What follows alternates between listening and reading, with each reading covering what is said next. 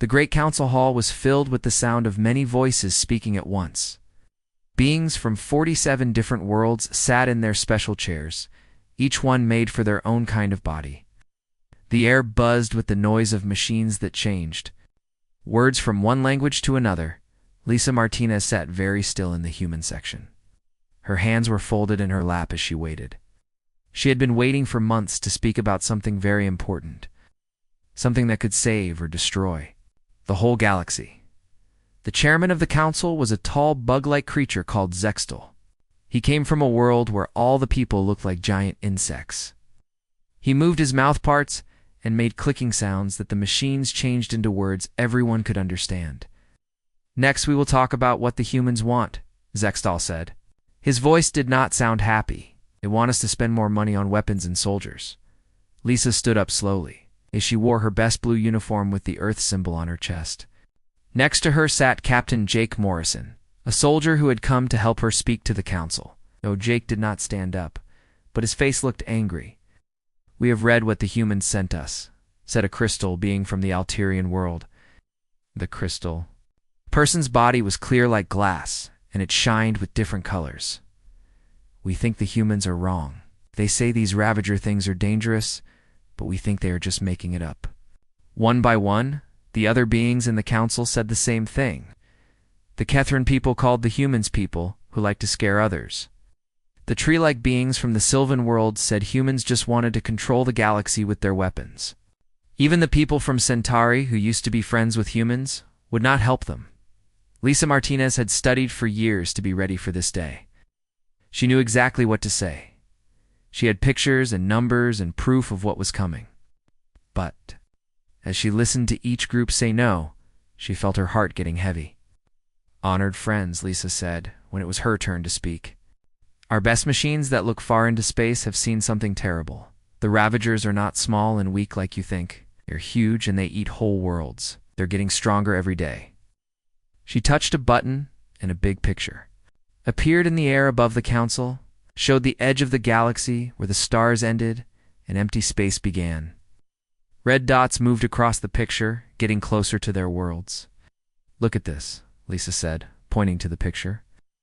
"These red dots are each the size of a moon. They move very fast through space. They have already eaten 3 worlds that we know about. The people who live there are all gone." A fat, round being from the Vorthok worlds made a loud noise.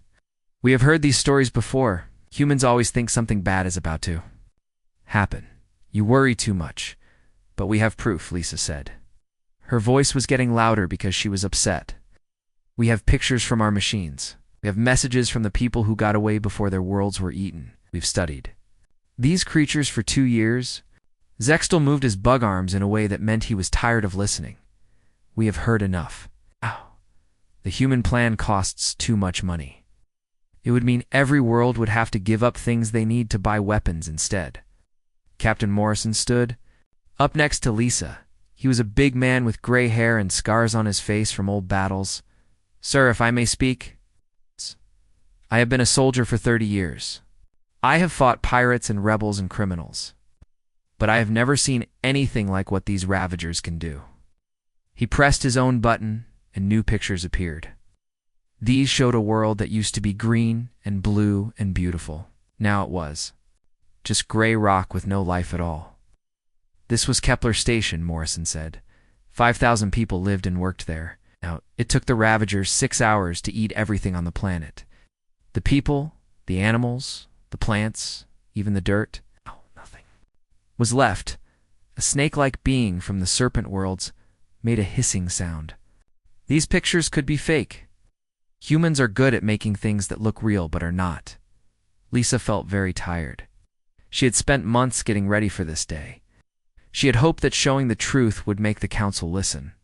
But they did not want to hear what she was saying. "Please," she said one more time. "We are not asking you to believe us just because we say so. Send your own ships to look. Use your own machines to see what is coming. But do it fast, because we do not have much time." The council members talked among themselves in their own languages. The machines buzzed as they changed the words. Lisa could hear some of what they were saying. Most of it was not nice. "The humans think they are smarter than everyone else," said one voice. "They want to be the boss of the galaxy," said another. "They probably made up this whole story to trick us," said a third. Finally, Zextal stood up. All the other voices became quiet. "The Galactic Council has made its choice. Do not believe the Ravager threat is real. I think the humans are trying to scare us, so we will let them build more weapons. The human plan is rejected." He made a loud clicking sound with his mouth parts. "This meeting is finished. Everyone can go home."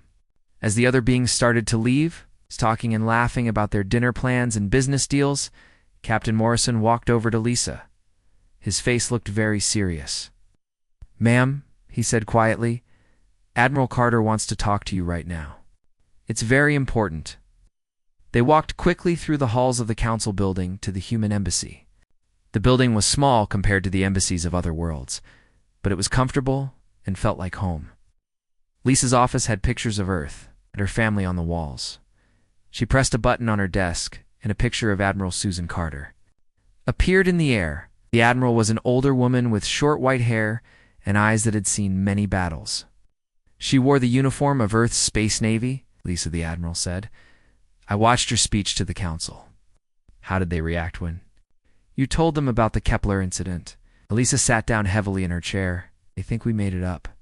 Even with all our proof, even with the recordings from the survivors, they think we are lying." Admiral Carter nodded slowly. "Then we do what we planned. Start Protocol 7. We bring all our people home. Every human in Council space needs to come back to Earth space right now." "Oh, Susan, are you sure this is right? Once we leave, we can never come back. The Council will never trust us again." The Admiral's face was hard as stone. "Look at the war room displays behind me, Lisa. The Ravagers will be here in less than 2 years. Maybe much less. We tried to warn them. We tried to save them. They chose not to listen." Lisa could see the big screens behind the Admiral. They showed the whole galaxy with red dots moving toward the center where all the civilized worlds were. The red dots were moving faster than they had been before. "So, what do we do now?" Lisa asked. "Now we save who we can save," Admiral Carter said. "We bring our people home, and we get ready to fight. Because when the Ravagers get here, we will be the only ones ready for them." The picture of Admiral Carter disappeared. Lisa sat alone in her office, looking out the window at the alien city beyond. Soon, all the humans would be gone from this place. The Council had made their choice, and now everyone would have to live with what happened next. She began to type a message to all human colonies and stations in Council space. The message was simple. Come home. Come home now. 3 months had passed since the Council meeting. The sky was full of human ships going home. Big transport ships moved through space like giant whales, carrying millions of people back to Earth and the other human worlds. Captain Pete Williams was in charge of one of these ships.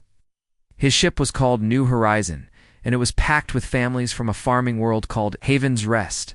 The ship was so full that people had to sleep in shifts and eat their meals standing up. On the ship, a little girl named Amy Chen pulled on her father's uniform. "Dad, why can't we stay home?" she asked. "I like our farm. Like my friends." Dr. Kevin Chen got down on his knees so he could look at his daughter's face.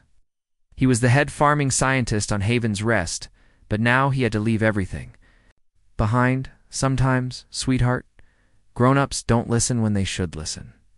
When that happens, smart people keep their families safe by going somewhere better. Amy still looked confused. "But what about our cow? What about my treehouse?" Kevin felt sad, but he tried to smile. "Other people will take care of them now. We have to think about what's most important." Up on the ship's control room, Captain Williams was getting reports from all over human space.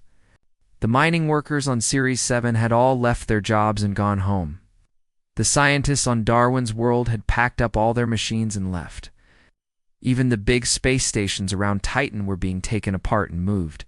Commander Rachel Torres was Williams' second in command. She walked over to him with a small computer in her hands. "Sir, we're getting angry messages from the Council species. The Vorthok people say we broke our business deals by leaving. Williams made a sound like he was spitting. Tell them to complain to the council.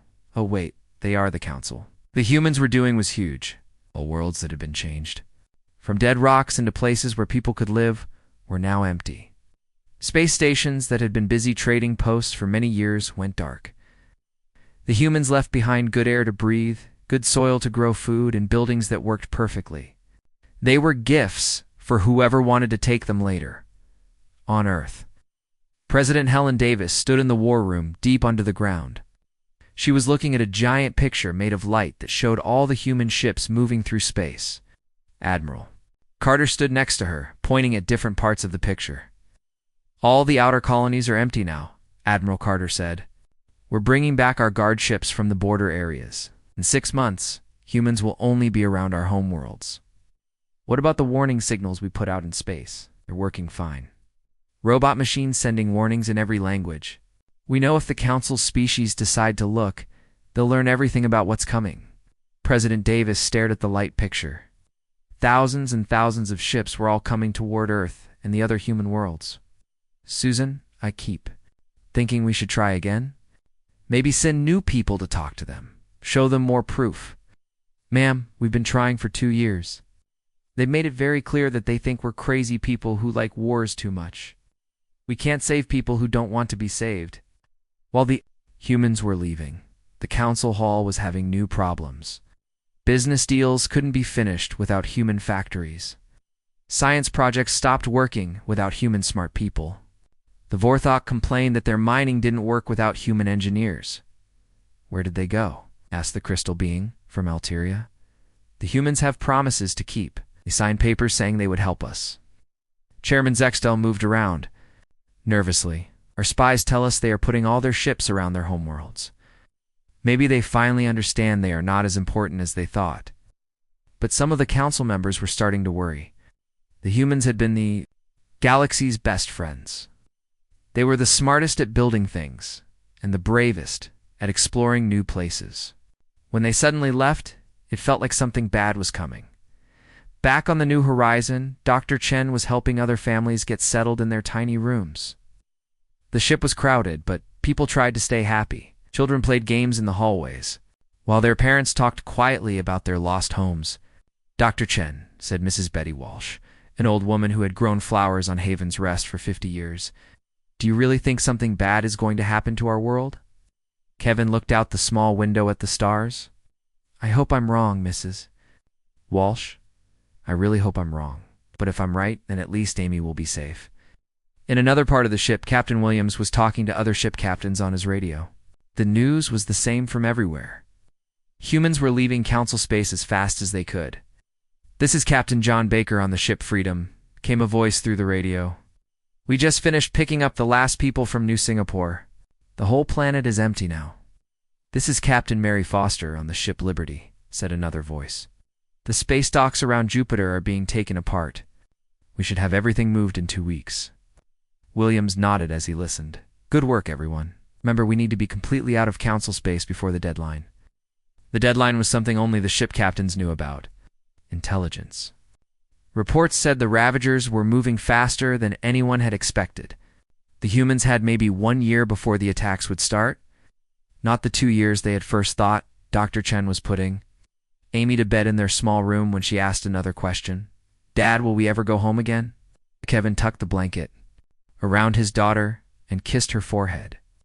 I don't know, sweetheart, but wherever we go, we'll be together. That's what makes it home. 3 days later, the New Horizon arrived at Earth. Amy pressed her face against the window and looked down at the blue and green world below. She had never seen Earth before, but somehow it felt familiar. It's beautiful, she whispered. Her father stood behind her, also looking down at humanity's first world. All around Earth, thousands of ships were arriving every day. The space around the planet was busier than it had ever been before. Yes, it is, Kevin said. And we're going to keep it that way. On the planet's surface, huge machines were building. New cities for all the people coming home. Factories were making weapons and ships faster than ever before. Everyone knew that the peace was ending soon. Admiral Carter stood in her office, looking at reports from across human space. Every day more people came home. Every day the defenses got stronger. But every day the Ravagers got closer. Her assistant, Lieutenant David Park, brought her the latest intelligence report. "Ma'am, our long-range sensors show the Ravager fleets are moving in 3 big groups. They're going to hit the outer Council worlds first." Carter nodded. "How long before they reach Council space?" 8 months, maybe less. And still no word. From the Council? Nothing? They're still arguing about trade deals and mining rights. They have no idea what's coming. Carter walked to her window and looked up at the sky. Even during the day, she could see some of the transport ships bringing people home. Soon, all humans would be safe behind their defenses. "Ma'am, Lieutenant," Park said quietly, "do you think we're doing the right thing, leaving them to face this alone?" Carter was quiet for a long time. "David, we tried to warn them. We begged them to listen. We offered to help them get ready. They called us liars and warmongers. Now they have to face the consequences of their choice." She turned back to her desk and picked up another report. "Our job now is to make sure humanity survives what's coming. Because if we don't, there won't be anyone left to remember what the galaxy used to be like." Outside her window, another transport ship was landing. More families coming home to safety, leaving behind the worlds they had built with their own hands. It was the biggest movement of people in human history, and it might be the thing that saved them all. The exodus was almost complete. Soon, the humans would be ready for war. 18 months after the humans left Council space, something impossible happened. The deep space watching station called Vega 7 saw things that should not exist. The station belonged to the Kethram people, and it was very far from any planets or stars. Captain Nick Stell was the boss of the station. He was a Kethran, which meant he looked like a tall lizard with big eyes and sharp teeth.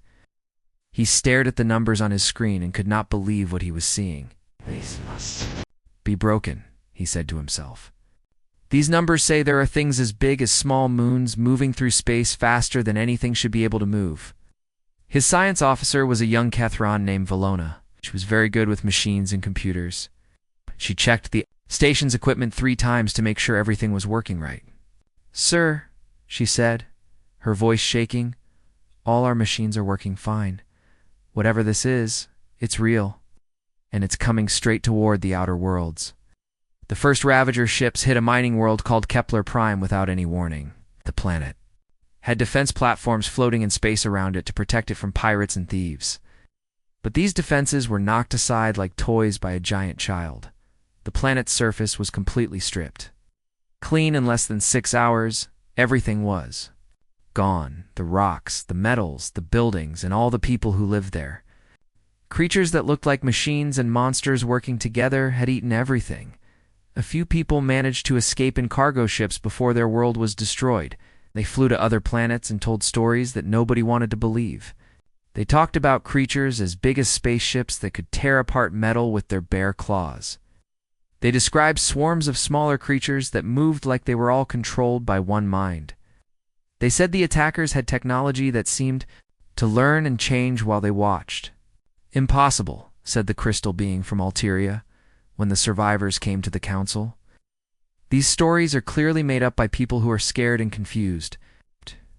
But more reports kept coming in. The factory world of New Carthage was attacked. Next, all its machines and buildings were eaten along with everyone who lived there. Then the farming planet Green Valley was hit. Its good soil that had grown food for millions of people was consumed until nothing was left but bare rock, far away in space.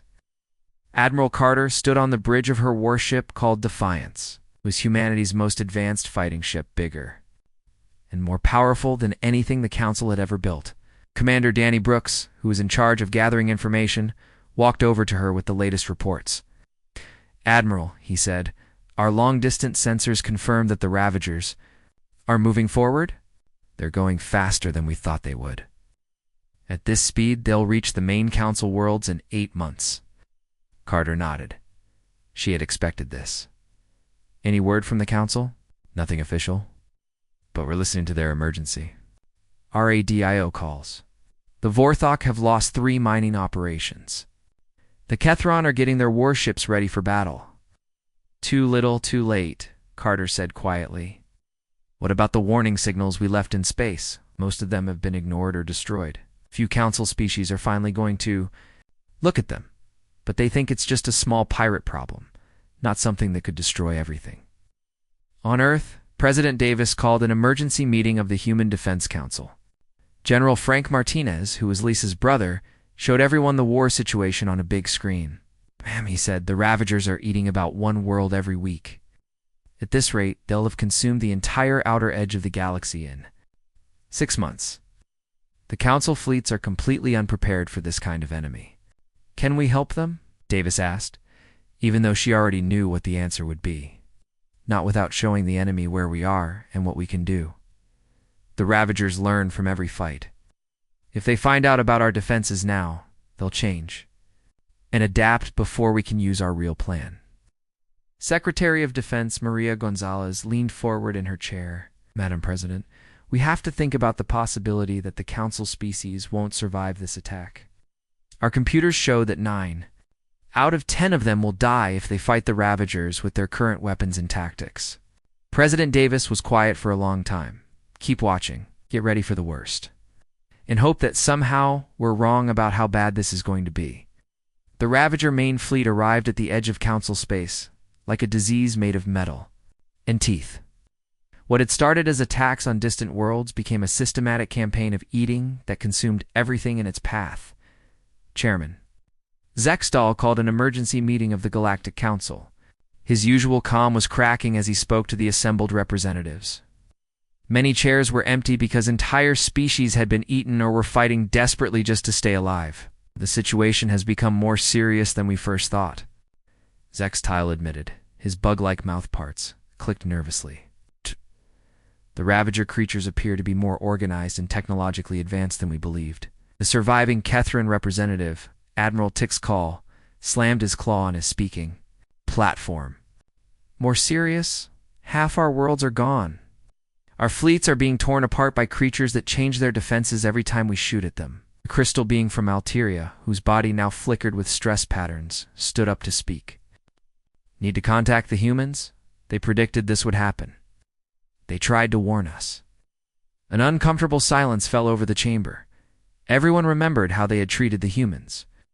The Vorthok representative, who had always opposed human ideas, shifted uncomfortably in his seat. The humans left Council space over a year ago, he said. Our spies tell us they have built strong defenses around their home worlds, but they have not tried to talk to us, because we told them to leave. Admiral Tixkel said bitterly. Called them people who like to scare others and people who like wars. We said no to their plans and ignored their warnings.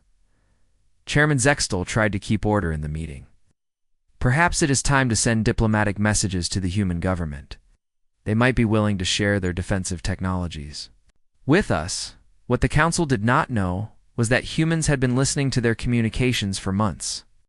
In the war room, deep under the North American Defense Complex, Admiral Carter and her staff watched the Council's debate with grim satisfaction. Should we answer their diplomatic requests? Asked Captain Morrison, who now worked as Carter's assistant. Not. Yet Carter replied, They're not desperate enough to accept our terms. Those terms had been written months ago. Complete change of how the Galactic Council worked. Acceptance that humans should be the military leaders. Access to all Council weapons and technologies. Most importantly, full authority to implement humanity's defensive plan without any interference from the Council. Meanwhile, the Ravager advance continued. The beautiful crystal cities of Alteria were consumed in a matter of days. Their people could not evacuate in time. The ancient tree worlds of the Sylvan Collective burned as the Ravagers stripped them of all plant and animal life. Dr. Chen, now working in Earth's Defense Research Division, studied the incoming data with growing alarm. The Ravagers aren't just taking resources, he told his research team.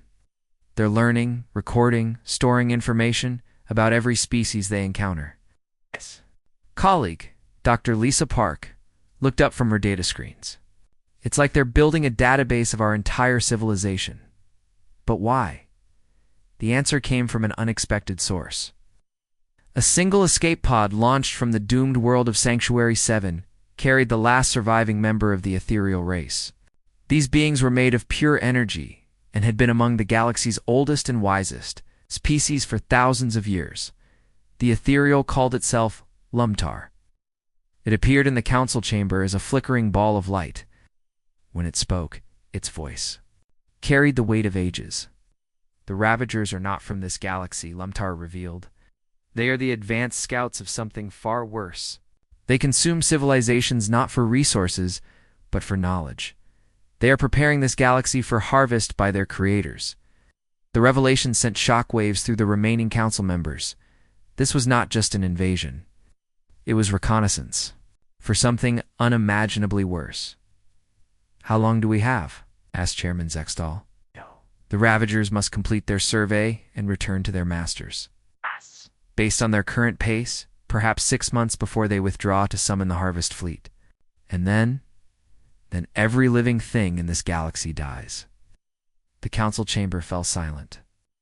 Outside, another world was dying as the Ravagers continued their relentless advance. Time was running out, and their only hope lay with the species. Had scorned and driven away, the humans had been right all along. And now it might be too late to fix the mistake. The council chamber looked very different now. Half of the special chairs were empty because those species no longer existed. The beings who were left looked scared and tired. Some had bandages on their bodies from fighting the Ravagers.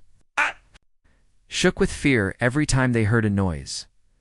Chairman Zextal stood at the front of the chamber. But he was not the same proud leader he used to be. His bug-like body was thinner, and his voice cracked when he spoke. "Friends," he said, though. Many of his friends were now dead. We must face the truth. The Ravager threat is much worse than we thought. We need help, and we need it now. Admiral Tixcall from the Kethron world stood up. His lizard-like face was covered in scars from a recent battle. "Half of my worlds are gone," he said, his voice full of anger. "My fleets are being destroyed by creatures that learn how to beat us while we fight them. Every weapon we use against them, they find a way to stop." The crystal being from Alteria flickered weakly. Most of her people's beautiful crystal cities had been eaten by the Ravagers. "We were wrong," she admitted. "The humans tried to warn us. They begged us to listen, but we called them liars and warmongers."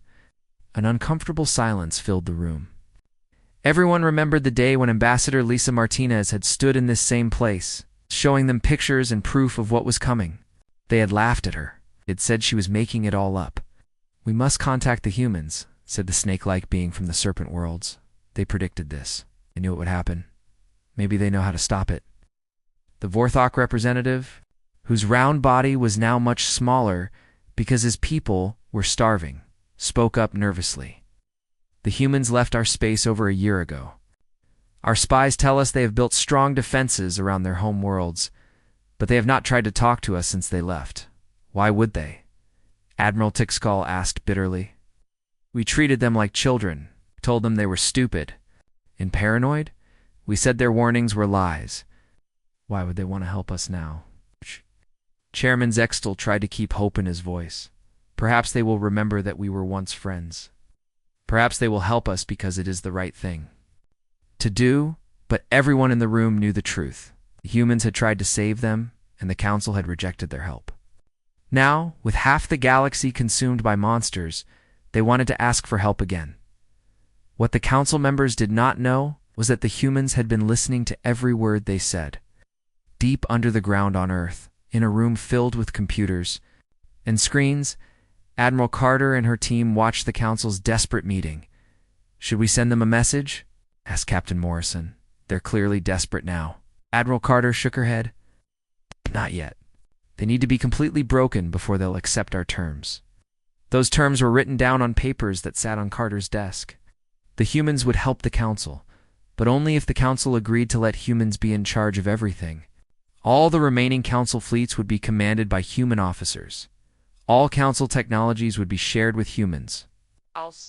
Most importantly, humans would make all the decisions about how to fight the war. "Ma'am," said Commander Brooks, who was watching the intelligence reports, "the Ravagers just destroyed the Vorthok homeworld. That was their biggest planet, with over 2 billion people. Carter nodded sadly. She had tried to save those people. All humans had tried, but the Council had refused to listen. Meanwhile, on the Council worlds that were still alive, panic was spreading. People were trying to escape in any ships they could find. Families were packing their belongings and fleeing toward the center of the galaxy, hoping to get away from the Ravagers. On the surviving Kethran world of New Keth, Admiral Tixkull was trying to organize an evacuation, but there were not enough ships for everyone. Millions of people would have to be left behind. Sir said. His aide, a young Kethran named Veltar, we have transport ships for maybe half the population. What do we do about the rest? Tixkull looked out the window at his people. Families with children were camping in the streets, hoping to get on a ship. Old people sat quietly, knowing they would probably be left behind. We save who we can save, he said quietly. We hope the humans are more merciful than we were. In the Alterian crystal cities that were still standing, the remaining crystal people were trying to copy their entire civilization onto data storage devices. If their species was going to die, at least their knowledge and culture might survive. Must preserve everything, said the lead scientist, her crystal body pulsing with urgent light. Our art, our science, our history. Perhaps someone will find it someday and remember that we existed. Back on Earth, Dr. Chen was working in the defense research labs with his team, who were studying all the information about the Ravagers that the Council worlds had gathered before being destroyed. The Ravagers are definitely learning, he told Dr. Park. Every time they fight a new species, they adapt their tactics. They're like a virus that gets stronger each time it spreads. Dr. Park looked at the data on her screen. Kevin, look at this pattern. The Ravagers aren't just randomly attacking worlds. They're being very careful about which planets they hit. First, what do you mean? You're targeting the worlds with the most advanced technology first? The research stations, the military bases, the industrial centers. They're taking out anything that could threaten them before moving on to the population centers. Dr. Chen felt a chill run down his spine. They're not just collecting resources and information, they're strategically weakening the galaxy's ability. To fight back, 3 days later, the message came. The surviving members of the Galactic Council sent a formal request to the human government, asking for help against the Ravager threat. The message was humble and desperate. It's very different from the proud and dismissive council that had rejected human warnings. President Davis read the message in her office. With Admiral Carter standing beside her, the message begged for human assistance. It promised to pay any price, to meet any conditions, if only the humans would help save what was left of galactic civilization. What do you think, Susan? President Davis asked. I think they're ready to listen now, Carter replied. But they need to understand that this isn't charity. If we're going to save them, we do it our way. President Davis nodded and sat down. At her desk, to record a response, she knew that her words would be broadcast across every surviving world in the galaxy. To the surviving members of the Galactic Council, she began, her voice calm but firm. We have received your request for assistance against the Ravager threat. Humanity is prepared to provide aid, but only under specific conditions. She paused, thinking about all the humans who had died trying to warn the galaxy. All the worlds that could have been saved if the Council had listened. You called us warmongers and fearmongers. You rejected our warnings and dismissed our evidence. You told us to leave, and we did. Now you asked for our help when half the galaxy is already lost. President Davis looked directly into the camera. We will help you, but not as your allies. We will help you as your leaders. All surviving Council fleets will be placed under human command. All Council technologies will be shared with human forces. Most importantly, all strategic decisions will be made by human commanders without interference. From the Council, she stood up from her desk. You have 24 hours to accept these terms. After that, humanity will defend only human space. The choice is yours. When the message was finished, Admiral Carter smiled grimly. Do you think they'll accept? They don't have a choice, President Davis replied. It's surrender to us or be eaten by the Ravagers. Even they aren't proud enough to choose extinction. Across the galaxy, on every surviving world, beings gathered around their communication devices to hear the human response. Some were angry at the harsh terms. Others were relieved that the humans were willing to help at all, but everyone understood the real message. The humans had been right all along. And now, if anyone was going to survive, it would be on human terms. The age of the Galactic Council was over. The age of human leadership was about to begin. 23 hours after President Davis gave the Council her terms, the answer came. It was not the proud, formal message that the Council usually sent. Instead, it was a simple transmission from Chairman Zextel himself. His voice was tired and broken. "We accept," he said. "We accept all conditions. Please help us." Human response was immediate and overwhelming. Ships that had been hidden in the dark spaces between stars suddenly appeared throughout the galaxy. But these were not just warships. They were massive construction vessels, mobile factories, and things the Council had never seen before. Ships so big they could destroy entire planets. Admiral Carter took command of the combined fleet from the bridge of a ship called Enterprise. It was humanity's newest and most powerful warship, larger than anything the Council had ever built. The ship had weapons that seemed to bend space itself and armor that could stop any known weapon. "The Ravagers learn from our weapons," Carter explained to the fleet commanders through holographic messages, "so we don't give them the chance to learn. We hit them with everything we have all at once, with weapons they've never seen before." Captain Morrison, now Admiral Carter's military assistant, stood beside her as she planned the war. "Ma'am, the surviving Council fleets are requesting permission to join the attack formations." Carter looked at the tactical displays showing the remaining alien ships. They were small and weak compared to human vessels, but they could still be useful. "Put them in the second wave. They can help clean up after we break the Ravager lines." The first battle took place at the edge of Kethron's space, where a Ravager fleet was consuming the last inhabited world in that sector. The human ships appeared, without warning, emerging from faster-than-light travel directly on top of the enemy. The weapons the humans used had never been seen before. Beams of energy that tore holes in space itself, missiles that could track targets across star systems, most terrifying of all, bombs that could make entire planets simply stop existing. Admiral Tixkull watched the battle from his flagship, amazed by what he was seeing. "How long have the humans had these weapons?" he asked his science officer. "Sir, based on the technology involved, they must have been developing these for at least 50 years. They were preparing for this war before most of us even knew that Ravagers existed." The battle lasted 6 hours. When it was over, the entire Ravager fleet was destroyed. Not a single human ship was lost, but the war was far from over. The Ravagers had spread across dozens of star systems, and each one had to be cleared individually. Human strategy was ruthless and efficient. When Ravagers landed on inhabited worlds, humanity did not try to save the population.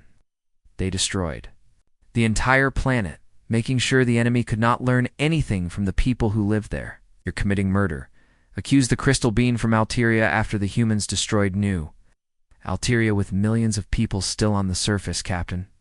Morrison, now representing humanity to the Council, looked at her with cold eyes. "No, we're preventing murder. Every person who dies now is one less source of information that Ravagers can use against their masters." The Alterian being's crystal body flickered with anger. "How can you be so heartless?" "Ow!" "Those were innocent people." "It." "Those innocent people were already dead," Morrison replied. The Ravagers had landed on their world. In 6 hours, everyone would have been consumed anyway. At least this way, they died quickly and the enemy learned nothing. It was harsh logic, but it was the only way to win. The humans had learned from studying the Ravagers. Every person the creatures consumed, every piece of technology they examined, every battle they fought made them stronger and smarter. The only way to beat them was to deny them the chance to learn. The war raged for 6 months. Human fleets swept through the galaxy like a cleansing fire, destroying Ravager forces wherever they found them. The alien ships helped where they could, but mostly they watched in awe as humanity unleashed weapons and tactics that seemed to come from science fiction stories. Dr. Chen, now working on Admiral Carter's flagship, studied the Ravager remains. After each battle, They're definitely getting reports back to their home base, he told the admiral. Every time we fight them, they try new tactics in the next battle. But they're not adapting fast enough, Carter replied. We're hitting them too hard and too fast for them to keep up. The final battle took place at the very edge of the galaxy, where the main Ravager fleet was preparing to retreat back to wherever they had come from.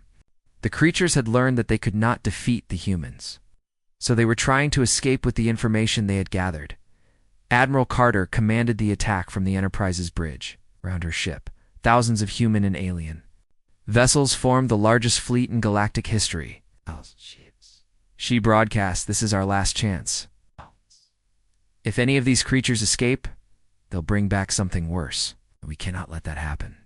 The battle lasted for weeks as the two fleets chased each other through empty space.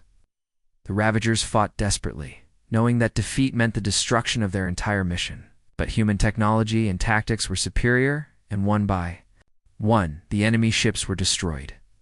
When the last Ravager scout ship exploded in a ball of fire, the galaxy fell silent.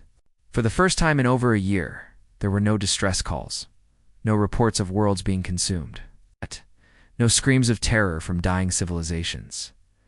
Admiral Carter stood on the observation deck of her ship, looking out at the stars.